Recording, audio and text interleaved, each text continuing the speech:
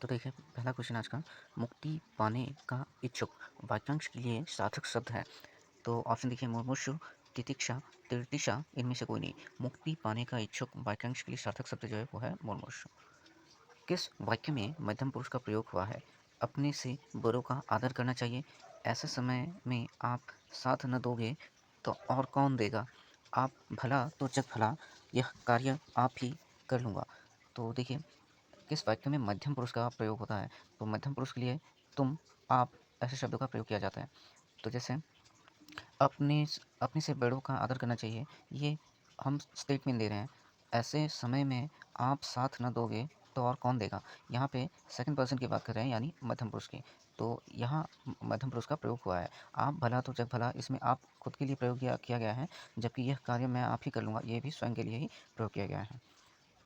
अपूर्ण वर्तमान काल का उदाहरण है। प्रातःकाल ठंडी हवा चलती है। मैंने ये पुस्तक पढ़ी है। रेलगाड़ी तेज़ी से आ रही है। अपूर्ण वर्तमान, वह आता तो हम खेलने जाते। तो अपूर्ण वर्तमान में क्या है कि जो क्रिया है अभी तक पूरा हुआ नहीं है। तो प्रातःकाल ठंडी हवा चलती है, ये रोज़ होने वाला कार्य है। मैंने ये पुस्तक पढ़ी है, जो कार्य पूरा हो चुका है। रेलगाड़ी तेज़ी से आ रही है, इसमें कार्य अभी पूरा नहीं हुआ है। तो ये आपका अपूर्ण वर्तमान काल का उदाहरण हो जाएगा।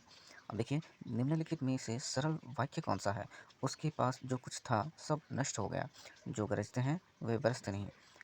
उसने खाना खाया और सो गया। अब इनमें से कोई नहीं। तो यहाँ पे देखिए, उसके पास जो कुछ था सब नष्ट हो गया। इसमें क्या है कि एक वाक्य दूसरे वाक्य पे आधारित है, क्योंकि एक वाक्य को अगर हम छोड़ दें तो दूसरे का कोई मतलब नहीं निकलता। जैसे उसके पास जो कुछ था, अगर हम पीछे वाली लाइन को ना पढ़े तो समझ नहीं आएगा। तो ये मिश्र वाक्य का उदाहरण है। उसके बाद देखिए, जो गरजते हैं वे बरसते नहीं। इसमें क्या है कि आपको एक स्टेटमेंट दिया जा रहा है, एक सिंपल बात बता रही है कि जो गरजते हैं वो बरसते नहीं, अर्थात जो ज़्यादा चिल्लाते हैं वे ज़्यादा काम करते नहीं हैं। तो ये आपका सही उत्तर हो जाएगा। उसने खाना खाया और सो गया, इसमें कंजंक्शन है, तो ये आपका संयुक्त वाक्य का उदाहरण है। उसके बाद एक क्वेश्चन नंबर 9 देखें। वृद्ध व्यक्ति खाना धीरे-धीरे खाता है, इस वाक्य का उद्देश्य है। देखिए, हम सभी जानते हैं कि वाक्य को बनने में एक उद्देश्य और विधेय काम करता है।